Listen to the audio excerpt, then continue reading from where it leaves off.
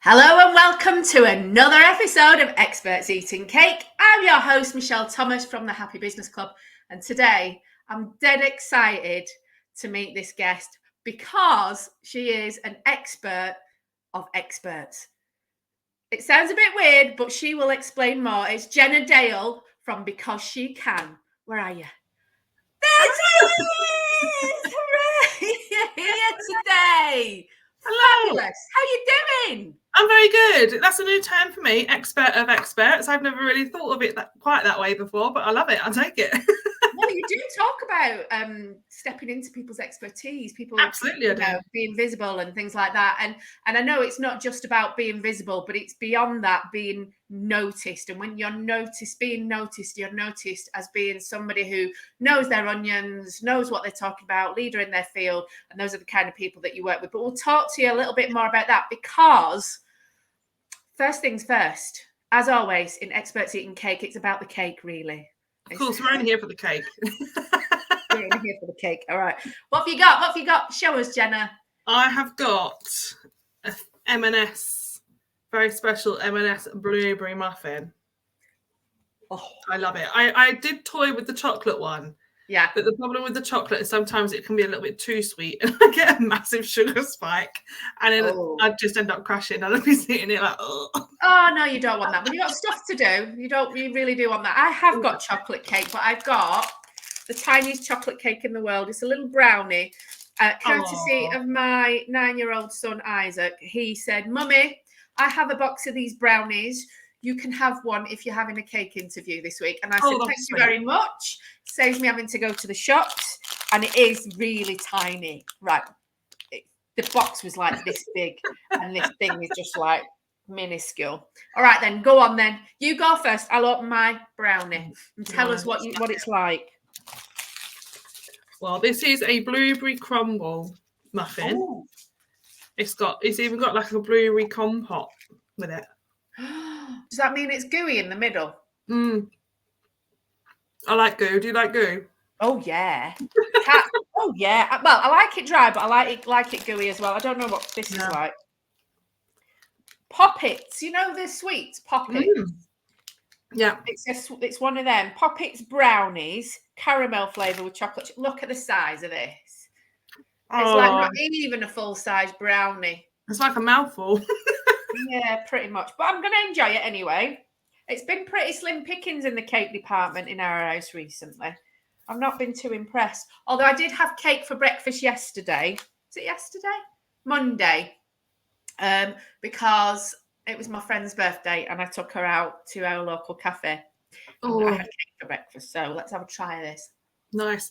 I wanted to get, I can't get it because it's like, it sells out every single day. Have you seen it? The Bruce cake?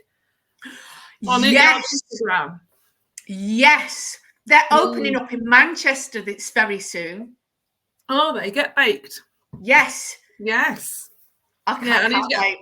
Need to get a slice of that Bruce cake because it looks incredible. Well, apparently it's really hard to get. Every morning they sell out. Yeah. They're always putting up posts saying that people are threatening them with like the police and stuff, saying, I think it's a scam and, it's a crap. Yeah, honestly, some people are, I know I'm mental over cake, but some people really are mental over cake. Talking about Bruce, you did say that chocolate cake is your favourite cake. One of the things that you wanted to do is the thing that I did on my first birthday for the Happy Business Express, which is get a big cake and just shove your face in it. Yes. Why haven't you done it yet? I don't know. Maybe I should. Yeah, like the Matilda cake. And I think this is why the Bruce cake appeals to me because it is like a massive chocolate fudge cake. When he's sitting there eating that cake on Matilda, I'm like, yeah. That would be me. That would be amazing. I think we should all kind of get together and do it all at once. What do you reckon? Like a big cake smash type co-working situation. Yes, that'd be awesome. That'd be brilliant. Oh my God. Right. Yeah. I'll let you sort that out. I'll be there. Don't worry, I'll be there with bells on. As long as I'm knocking about and I'm not on holiday. Because everybody keeps inviting me when I'm on holiday. So, and it's very annoying. So don't do it when I'm on holiday. Do it when I'm knocking about, and I'll come and I'll help you eat cake, and we'll make a big deal out of it. Oh my God, I'm so excited already. Yeah. Maybe we'll do it in Manchester when Get Baked opens up, and we'll try and get some Bruce. And we'll just sit there and stuff some. Brilliant. Right, you're on. It's a date. We're going. Bring your peeps. I'll bring my peeps. They're probably all the same peeps anyway. Love it. Well, I met you about a year ago when I bought a seat at your table at the Big Festoon, because I meet everybody at the Big Festoon. It's one of the best places to go to meet people who love to party and love cake and love business and love each other and love themselves, in a good way, of course. And one of the things that I've always remembered about you is your presence. So you've got this kind of, you're in the room, but you're not, all singy, all dancey. You're very, I don't know, you're one of these people that kind of commands attention, and it's like, I'm here. Oh. And I just love that about you. So it gives me goosebumps. It is such a beautiful energy to have, because it's not overt and it's not clownish, but it's very grounded, but it's very elevated. Is that something that you work on, or is that something that's just you and that you naturally do that? Well, this is a big question, because I guess I can say it's a mixture of both. I've had to work on it because it's something that I've hidden or was hiding for a very, very long time. But equally, I do think it is part of it. I'm much more just me now. Yeah. Like, compared to what it was a few years ago, I'm much more confident in myself, in the way that I show up. I'm much more confident in those sort of situations. Like, going back a few years, you wouldn't have got me at a place like the Big Festoon, because my anxiety would not have let me walk through the door. I would have talked myself out of it. But having done the work and sort of dealt with that side of my anxiety and my mindset, I can now walk in them places. And yeah, absolutely, I'm definitely not the loudest person there, but I'm much more confident in those situations, and I'm happy to hold my own. Yeah, in a very graceful way. I've got to add, I like to feel into people's energy, and for me, your energy is very smooth and graceful and very elegant. I really love that about you. I wish I was a bit more like that, but then again, I love your energy. It's not part of this. It's not part of this. we'll just be like this. I just love how bouncy you are. I mean, and that's the difference, isn't it? Like, we're both high energy, but we're very different in the way that comes through. Absolutely. And how's that impacted the way that you do business now, having gone through that and really worked at it and brought the best out of yourself? Oh, massively. See, this has all been part of my own journey, and the work that I do with women now is very much sort of taking them through that same sort of transition into finding and discovering who they really are, so that they can feel more confident and create that real sense of deep self-belief that we need as experts in our businesses. And I mean, visibility has always been a big part of it. I was the person that shied away from social media. I didn't want to be seen. I hated having my photo taken. I would always be dressed in black.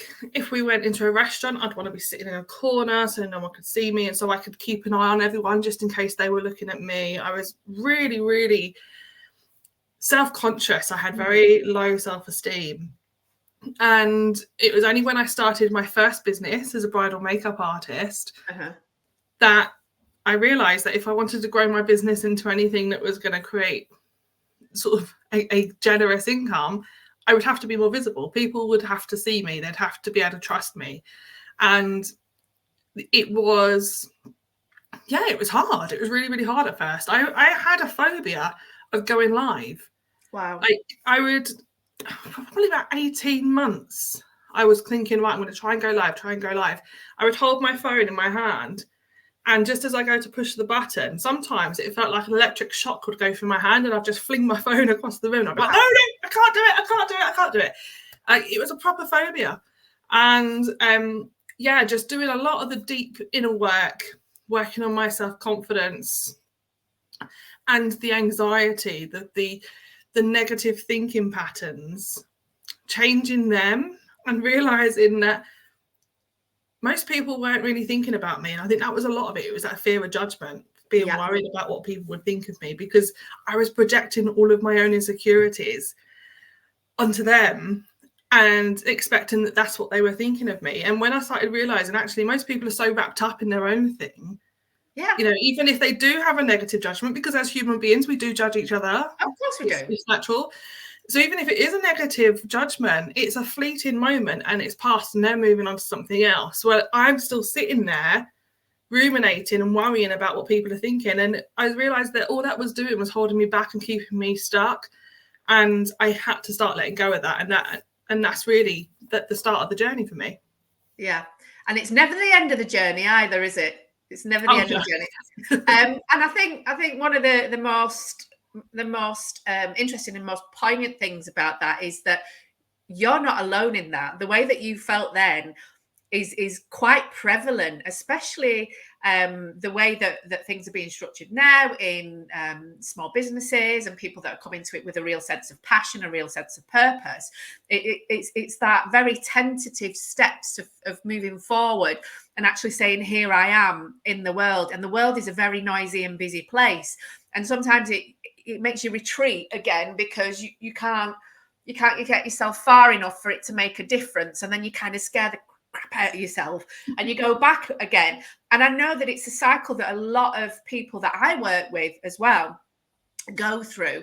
But I think people like yourself and like me and the work that I do are absolutely needed, because we're the people who actually hold our hands out and say, come on, I'm going to show you exactly what you're like, how magical you are, and I'm going to give you the space to believe that again. Because somewhere inside of this, you know what's going on. Somewhere inside of yourself, you know how amazing you are. You just don't want to admit it to yourself, and the rest of the world needs to see it as well.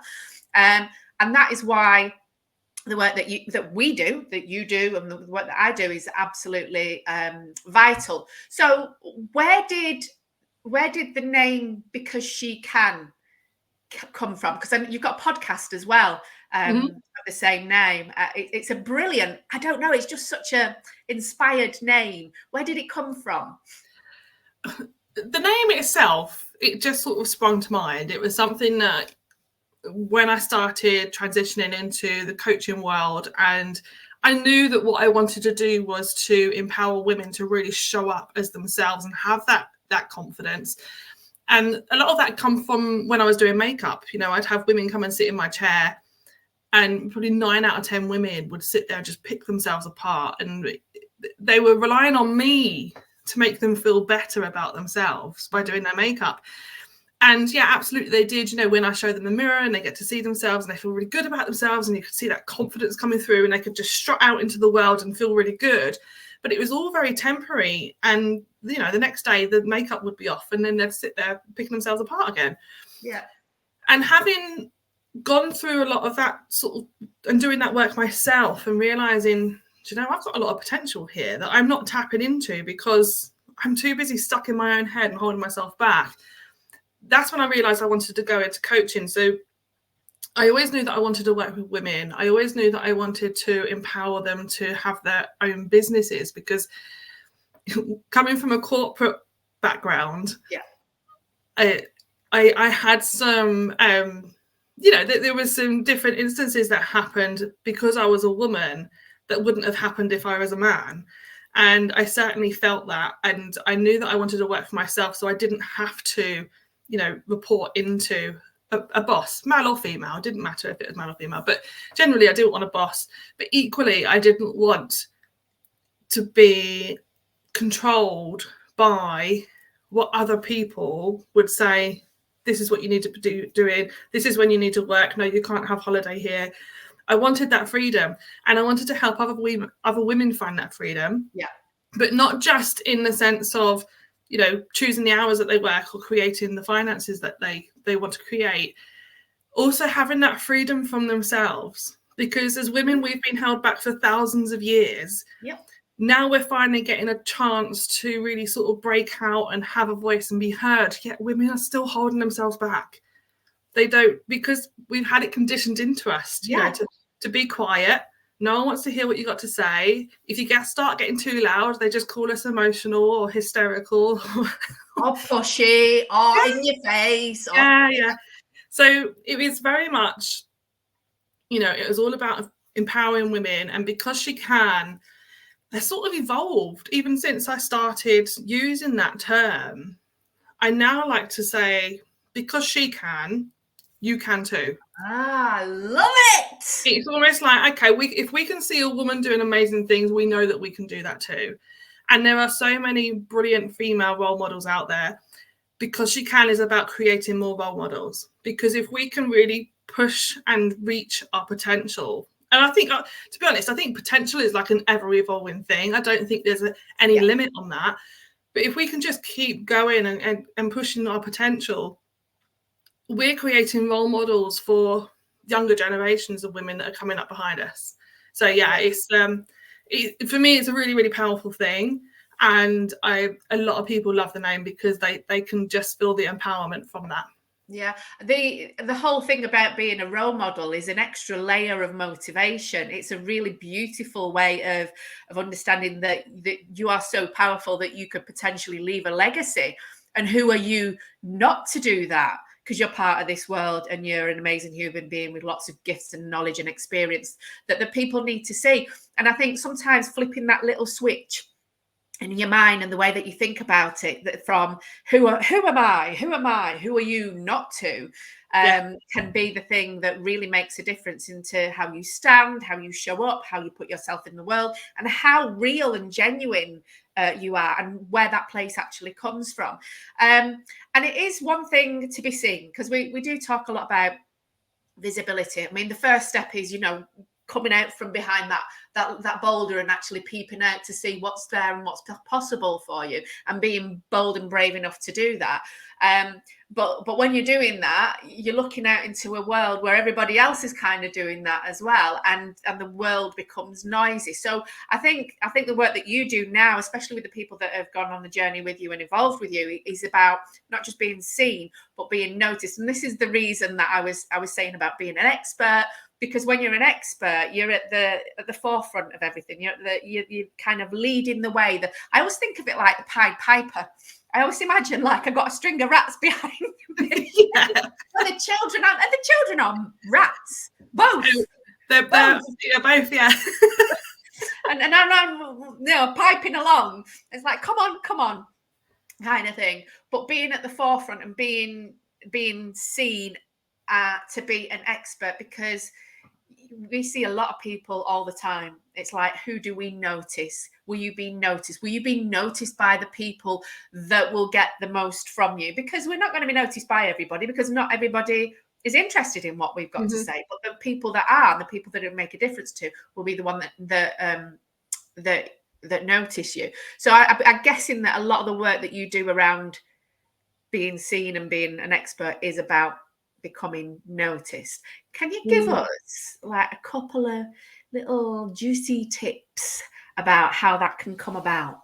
Yeah, absolutely. So you're right. We don't want to necessarily be seen and noticed by everyone, because we have, and most of us work very hard on working out who our ideal clients are and what our niche is. Yeah. So if we've created that and we know what that is, we only really want to be speaking to those people. We don't want to be speaking to everyone, because when we do try to speak to everyone, no one's really paying attention. You know, so when we get very specific in who that ideal client is and what it is that you're trying to help them with, you know, what is the problem that you're helping them solve?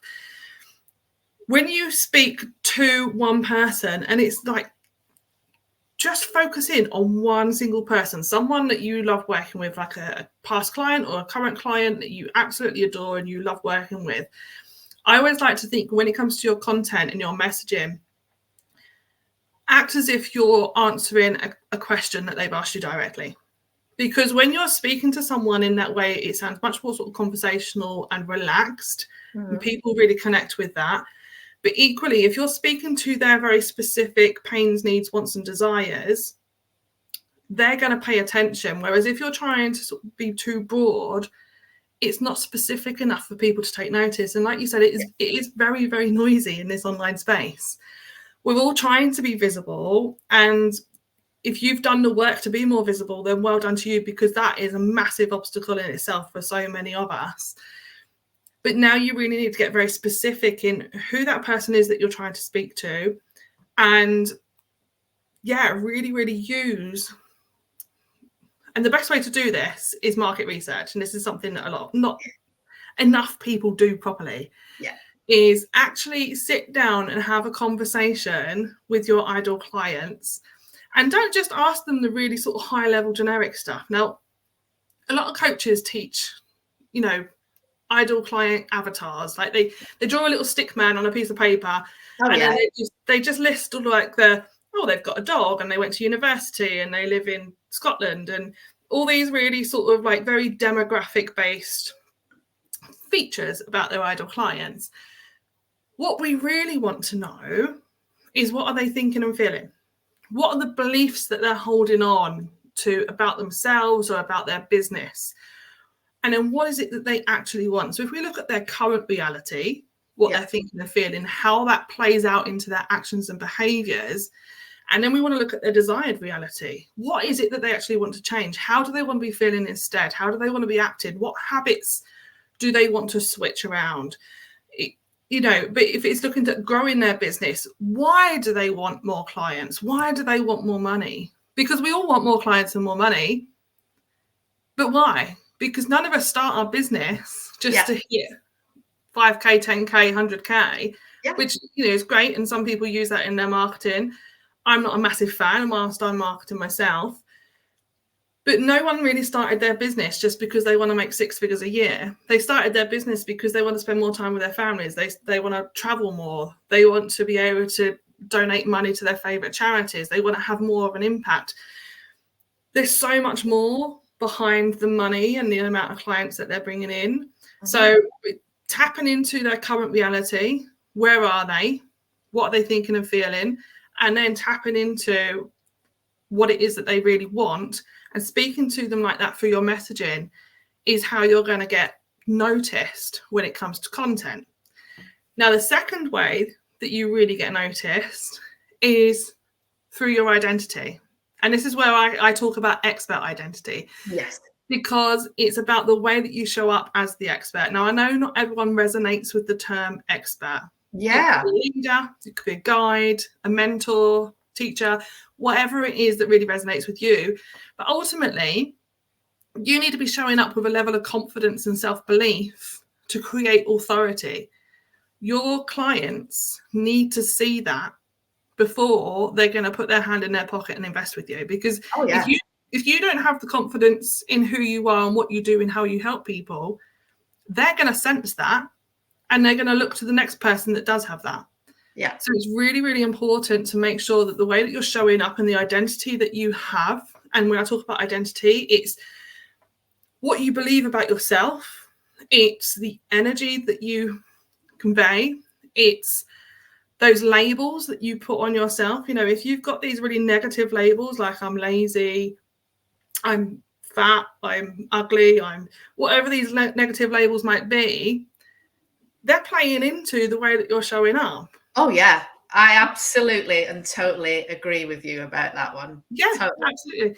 Because like I said earlier, your insecurities, you project them without even realizing.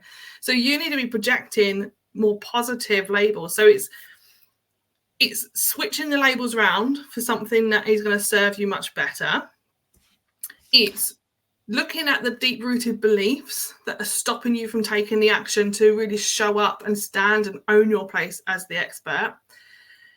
And I mean, everything comes into it is your values. Yeah. It's your capabilities, your skills, it's your habits, your behaviors, it's the environment that you're in. These all spend a whole week going on just about values. Absolutely. So much of that makes up your identity. So it's not something that's just like a quick fix. It's a prolonged, something that you need to work on continuously. And it is a continuous thing. It's not, I don't think you ever get to the point where you're like, okay, I'm here now, I'm going to stop. And I don't think you should. That's when you had your last breath on this planet, and you lie down, and that's the end of it. Can I just? Sorry, I knew this was going to happen. Oh, my nose is running. Sorry, I got a cold. Here we go. All good again. Till the next time. Till the next one, yeah. Oh my gosh. That, do you know what?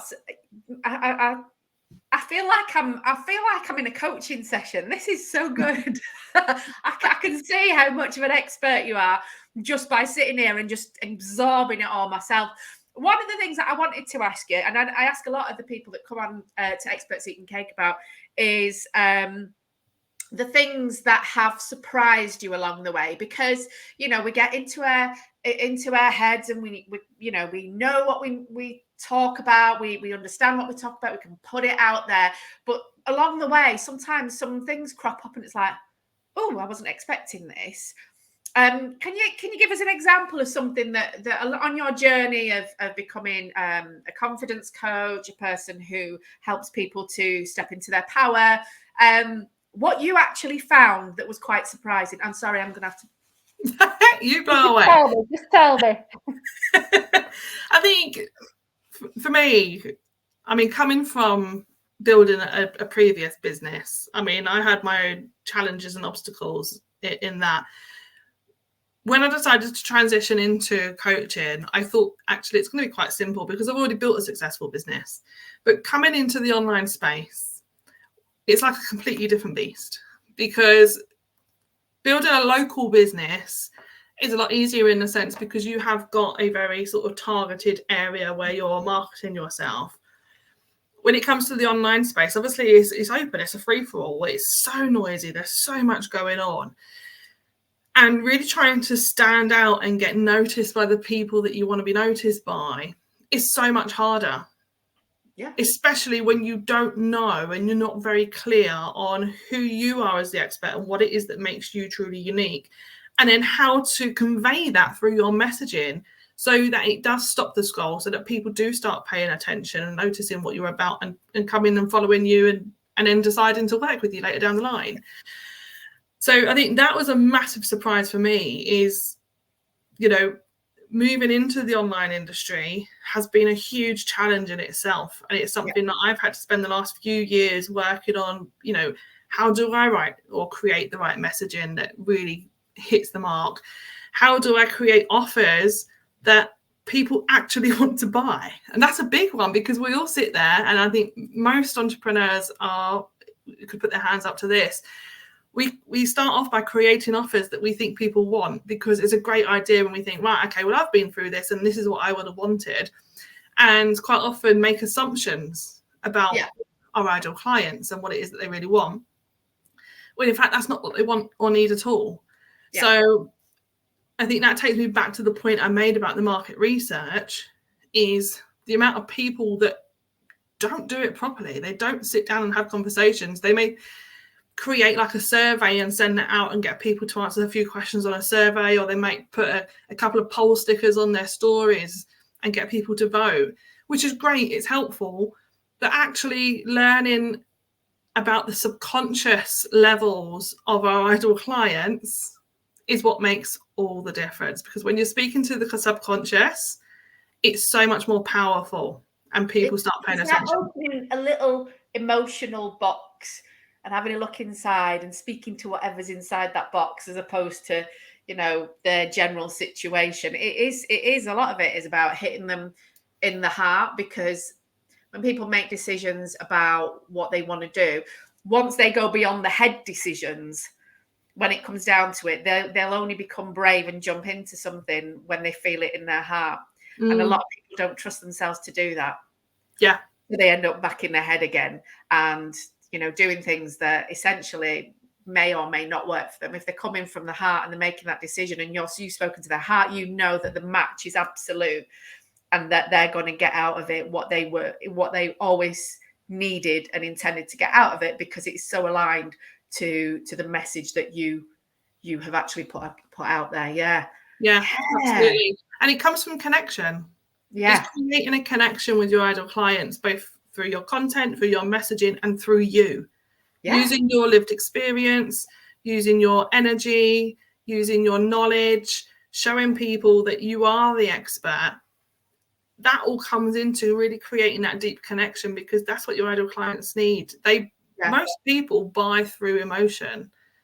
They don't buy through. Some people will buy through logic. They'll want to see like the details, the finer details, and that's fantastic. But when it comes down to the crux of the decision, it's normally down to how it's going to make someone feel. Yeah.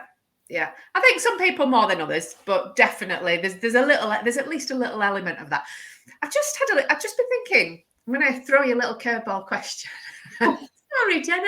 I know it's not what we agreed, but hey, it's just because this conversation is really sparking some light bulbs for me. When we're talking about putting yourself forward as the expert and showing with confidence what it is that you know, I think one of the biggest things that happens is that, and I'm speaking from experience here, is that you put yourself out there and then you start to doubt and question. It's this old imposter syndrome thing. Am I supposed to be saying this? Am I qualified enough to be saying this? Who am I to be doing this? And the only reason I mention it right now, and I will ask you the question in a second, is because I've recently done a course. It was an online course, and it was recorded in a room. So there were people who were attending, and they recorded the whole thing. It was like 14 hours worth of course. It was pretty hard going. But I actually watched the beginning bit where people introduced themselves. And I don't know if you know, I do coaching, I do stress management. I've had 20 odd years experience, but I've never been, I wouldn't say never, because that's not true, but I haven't been a lecturer. I haven't been, part of a university setup. I haven't been a clinician in a hospital or anything else. And like the 20 people in that room, literally every single one, bar one, who was a guy from America who was an executive coach in a corporate, they were all from hospitals, universities, private practices, working with people with, major problems. And it's like, shit, I do YouTube and I do a magazine and I talk about happiness and I go around helping people, on a day-to-day basis, just with bringing their energy up and stuff. I was like, who am I to be in the room with these people? And I realized I'm supposed to be in this room with these people. I was the one that went to that without even knowing who these people were. The people are absolutely irrelevant. The course is for me. And if it's for me, the same way it is for them, then I must be on the same level of expertise as them, because I went through the whole 14 flipping hours, absolutely loved it, got loads from it, but understood pretty much every single word. So who was I not to be in the room? And I think that kind of brought home this whole idea of expertise. What is expertise? How do you know you're an expert? And how do we kick that flipping imposter syndrome to the curb? What do you reckon? I think when it comes to expertise, there's lots of different things that can make you the expert. So you can look at qualifications, skills, credentials, how many books you've read. There's so many things that give you the knowledge and the skill required to be the expert. Now, I imagine that most people in their business have got some level of knowledge or skill before they decide to go into that niche. Otherwise, they probably are an imposter. But if you've got knowledge and skill, that's just the starting base. Okay, great. Okay. You know how to take this person from this place to this place. Yes, okay, I can do that. Now, the thing that really is going to make you stand out as the expert, and the thing that no one else has, is your own lived experience. And it's our own lived experience that I find when I've worked with different coaches over the last few years. The reason I've worked with those coaches isn't anything to do with the courses that they've done. In fact, I've never even asked, can I see your certificate? Or, what college did you go to? We don't ask those questions. Yeah. It's the way that they're showing up, the way that they are demonstrating the transformation, the way they embody the transformation themselves creates that authority. And by sharing their own lived experience and demonstrating how they do what they do. So it might not be you're going to work with or the thing that you do, is like coaching, which is very much sort of taking someone from A to B. If it was something like you're a VA, so you provide a service, or a web designer, you build someone's website, it's not so much for them about embodying the transformation. It's about using your own lived experience and the challenges and obstacles that you've overcome to learn how to do the thing, to be able to deliver something at the other end. Yeah. That is what makes you the expert. Yeah. Because you can do it and the person that you're trying, or your ideal client, can't. Yeah. It's as simple as that. If you can help them get that thing, you're the expert. It doesn't matter like how many years you've spent at university, or how many qualifications you've got. Now, there are some instances where it does matter. Don't get me wrong, especially if you're going more sort of like into therapy or counselling or anything like that. Absolutely. But for a lot of us in the online space, we have got the skills and the knowledge already, and then it's using your own lived experience and the knowing that you can help someone get a desired result is more than enough to make you the expert, because well, they can't and you can. It's as simple as that. And there's a lot of power in that. I mean, ultimately, you said right at the beginning about, it's not necessarily about these 7-figure businesses. It is very much about creating that impact and, being the kind of people who do things from the heart and very passionately helping other people to do better in the world, which is just the kind of person that I love to work with. So effectively, if you come at it with that perspective and with that energy and with that feeling and with that heart and love and passion, and that is the outcome that you want for yourself, for your client, and for you as a whole, then that is the main thing that makes sense. Yeah, absolutely. Oh, I'm loving this. This is like having a great masterclass in confidence and expertise, and I'm loving it. Right, I want you to tell me, right, this is the most important part, apart from the cake. This is the most important part of this episode is the golden nugget. So golden nugget is, what's the one piece of information, what's the one piece of advice that anybody that is watching this needs to go away with and totally embody? Go. Now, I have no idea what I said the golden nugget was when we were chatting before, but I'm going to give you this golden nugget. Every woman has incredible untapped potential, and the difference between realizing the potential and not is their self-belief. So if there's anything that you could go away and start working on now, is creating that deep sense of self-belief, doing the inner mindset work, looking at the limiting beliefs that are currently keeping you stuck where you are. It's creating a much higher level of self-awareness, listening to the way that you think. Yeah, listen. I was thinking, can you listen to the way? Yes, of course you can listen. It's called metacognition. It's listening to your thoughts. It's tapping into the way that you're feeling. Now, the best way to do this, because a lot of the time our thoughts are just traveling through our head so quickly, it's hard to catch them. Pay attention to your behaviors. That's the first thing. If you've got a bit of a habit that you don't like that isn't serving you, or you're lacking a result that you really want, you need to then step backwards. Okay, how is this making me feel? Okay, well, it's making me feel sad. It's making me feel angry. It's making me feel upset, whatever it might be.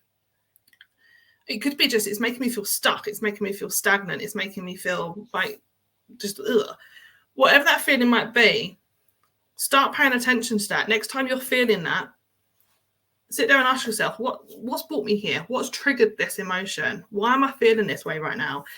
And very quickly, you'll start hearing the thoughts that are going around, and ask yourself, because it's like we've got all these little parts in our brain. Have you ever seen the film Inside Out? Yes. Yes. Several times. Love that film. Yeah. So we've got all these different parts that are functioning in our brain, all these different emotions and things that are going on. So when we're feeling a certain emotion, it's almost like you're physically picturing or visualizing that part in your brain. Like, what does it look like? Is it little sadness? Is it angry? What is it? What does it look like? And ask it the question, why are you making me feel this way? What are you trying to keep me safe from? Yep. What are you trying to achieve? And when we ask that question to our subconscious, it's amazing, because a lot of the time, or majority of the time, you'll get the answer. An answer will come back, and just dig a little bit more, you know. And that's the big question. What are you trying to keep me safe from? Yeah. Because our baseline level, like if we look at Maslow's hierarchy of needs, safety and security are like the fundamentals of what we need as human beings. Yeah. And our subconscious is always working to protect us. So whenever we're doing something that isn't serving us, or we're not getting the result that we want, work backwards. What are you trying to keep me safe from? What are you trying to protect me from? Because quite often, and I mean, I could keep talking about this. I'm going to try and wrap it up. We'll do a separate private eating cake. And you can tell me more about it. But yeah, so you want to ask the question, what is it you're trying to keep me safe from? Because the majority of the time, it could be the most simplest, insignificant thing. And it's usually linked back to some belief that we have picked up as a child or in our earlier years, where someone said something to us that we didn't like, where someone made us feel a certain way. And it's our subconscious trying to keep us safe from feeling like that again. Yeah. And that's why it's creating this negative thought, negative feeling, negative behavior, which gets us a negative action. So we just want to reverse it, find out what's going on, and then create a positive version. Yay! Jobs are good. And then practice that. Keep practicing that. Yeah, it takes practice. It does take a lot of practice. But yeah, absolutely. Yeah, brilliant. So you have been, do you know how delightful you have been? I love having these conversations with people. It really floats my boat. But I'm sure that people that are watching have fallen in love with you as much as I have. They will want to work with you. And if that's the case, tell them about your club. Tell them about how the club. they can work with you. Yeah, absolutely. So the most fun way that you can work with me is in the club. So I have an online membership, which has got the most beautiful community of women, purpose-driven women that love to, and they just thrive on supporting one another. It honestly is one of the most welcoming, friendliest places you'll find online. So what we do in there is I've literally just introducing them. We're doing the first one tomorrow. Is I'm creating identity shift sessions where we are going to be looking at some of the stuff that I've just been talking about, helping women to really sort of step into their expert identity. We do hot seating, we have coffee chats, we have co-working. You know, it's like a full 360 support for the woman behind the business. A lot of memberships focusing on the growth of the business. Yep. I like to focus on the growth of the woman, because when the woman grows, the business will grow. Yep. So that's the club. And then obviously as a coach, I offer one-to-one as well. So for anyone that needs that really sort of deep level of support in really stepping into and owning their place as the expert, then I can help them with that. What we'll do is we'll pop the details in the description. We'll put the link to your club, and to find out more information about it, price details, all that kind of stuff, we'll put that right at the top. You can just click on it. It'll take them straight through, and they can get in contact with you about that. Now, we're not going to end on that note. We are going to end on something that has been intriguing me ever since I got your form back. Okay. And it's about the ghost hunting. Have you ever seen ghosts? You're a ghost hunter, aren't you? I'm fascinated by ghosts and paranormal. Like, wow. I haven't seen a ghost, but I have had experiences when I was younger. So I won't go into the full story, but my uncle died when I was 8, 9, I guess. And in the years after that, we used to have all these spooky things happening around the house. Things would go missing. TVs would switch themselves on and off, turn themselves over. Stereos would go on to full blast. Clocks would change time. All these strange things used to happen. And yeah, it freaked me out. Like as a teenager, being at home on your own and thinking there's a ghost in the house. Honestly, I used to be so scared. But I think that just sort of created this real interest for me. And now, yeah, I really enjoy going on to do like ghost hunts where you can go with all the equipment and you can go to a haunted house. And Ghostbusters! The interesting thing is, though, I've become more skeptical as I've got older. Yeah, I think a lot of the time when you do go to these ghost hunting things, you have some people that are so it's definitely a ghost. It's got to be a ghost. It's definitely a ghost. And you're like, well, no, it could just be this. It could be the heating's just come on. I like to look for a logical explanation before I decide it's a paranormal one. That sounds like you're trying to shoot yourself in the foot being a Ghostbuster. I know, but I'm a skeptical Ghostbuster. Yeah, absolutely. But I love it. I find it fascinating. I find the whole energy, it makes sense to me because I really believe in energy and the universe in the sense of, you know, it's all interconnected. Yeah. And it makes sense that even when we die, there's something still there. It doesn't just disappear. So yeah, absolutely. So you're adamant and believe that there is no such thing as ghosts, but you're going to go looking for them anyway. I don't believe there's no such thing as ghosts. I just believe some people take it way too far. I like to look for the logic, and if there's no logic or obvious explanation, then I'd be like, okay, yeah, I think something's trying to communicate. Yeah, well, I've had some rather strange experiences before now. Not so much ghosts, but things that just don't make sense. Things that have even baffled the most skeptical people, i.e. my husband. But we're not going to go into that. Because we'd be here forever and ever. And it's not even that I believe in ghosts or anything, but I think sometimes you just have to kind of suspend all judgment and think there is a possibility. There is a possibility. Absolutely. What a note to end on, Jenna. What a Ghostbusters. I watched it recently. It's great. I love it. You have been a brilliant guest. I could sit and talk to you all day. And we are going to go to Manchester, and we are going to go and do some greasy bog trotter cakes. Yum, yum, yum, yum, and take photographs. I'm going to get all our people to go. We're going to make it into a big event, I think. Yeah, I think it should. Absolutely. I look forward to that. Oh, we could have some of my cake t-shirts. Yes. We could have some specifically for the event. Oh, that'd be so cool. I love it. I love it. Oh, Do it. Yes. Thank you so much for coming on. I absolutely love and adore you. Oh, thank you. Can't wait to see you again. Pleasure. Thank you. Very soon.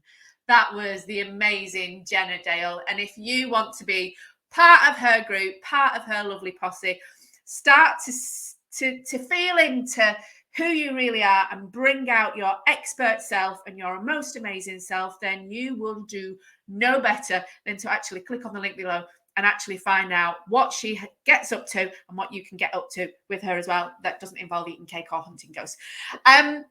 On a side note, we have got a lovely way of creating community as well at the Happy Business Club. We have the Happy Business Express. If you haven't heard of it, if you've not joined up for it, it is a free e-magazine, digital magazine. It's absolutely free. It's for all small business owners. You can contribute and you can actually be in there and feature in there, or you can just read it once a month on a Monday afternoon with your feet up and a cup of tea and a slice of cake. All you have to do is subscribe. I'll pop the link below. It's got loads of amazing stories, loads of amazing pieces of expertise from lots of different people that run small businesses, and you get to see the person behind the business, which is something that I spoke to Jenna about as well, which is a magical thing to do. So if you want to find out more about that, just click on the link. And that's it from me as well. Until next week, I will be here with another amazing guest eating lots and lots of cake. I'll see you soon.